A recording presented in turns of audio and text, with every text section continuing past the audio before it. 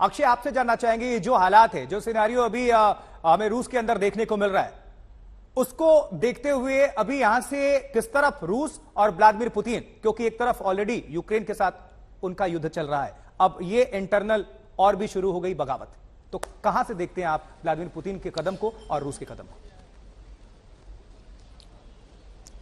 आशुतोष, अगर जंग की बात की जाए, जिस तरह से यूक्रेन और रूस के बीच जंग चल रही थी, हमने देखा कि पहले से ही रूस को कई सारी दिक्कतें आ रही थी, चाहे वो हथियारों की सप्लाई हो या फिर अप टू डेट जो state of the art technology है वो अपनी सेना को प्रदान करना या फिर वागनर ग्रुप को प्रदान करने में रूस पहले ही ओवर टाइम काम कर रहा था। प्रोडक्शन लाइन्स पूरी तरह से पहले से ही व्यस्त थी, क्योंकि हमने देखा है कि जिस तरह से यूक्रेन को पूरे वेस्टर्न वर्ल्ड यानी कि पश्चिमी देशों द्वारा, अमेरिका द्वारा और यूरोपियन अन्य देशों द्वारा मदद की जा रही थी, रूस के ऊपर प्रेशर बहुत ज्यादा बढ़ चुका था और अब ये एक तरह से जो सिविल वार यानी कि गृह युद्ध के हालात बन गए हैं, इससे रशिया की मुसीबतें और ज्यादा बढ़ने वाली है। हमने पुतिन की स्पीच सुनी, उन्होंने साफ तौर पे ये कहा है कि बहुत कड़े कदम उठाए जाएंगे, यानी कि अब रूसी सेना हो या फिर रूसी जो रक्षा मंत्रालय वो किसी भी हद तक जा सकता है, चाहे वो वागनर ग्रुप के चीफ येवगेनी प्रिगोजिन की बात की जाए या फिर जो अन्य जो युद्ध चल रहा है पहले से ही यूक्रेन में उनकी बात की जाए। लेकिन सबसे बड़ा सरदर्द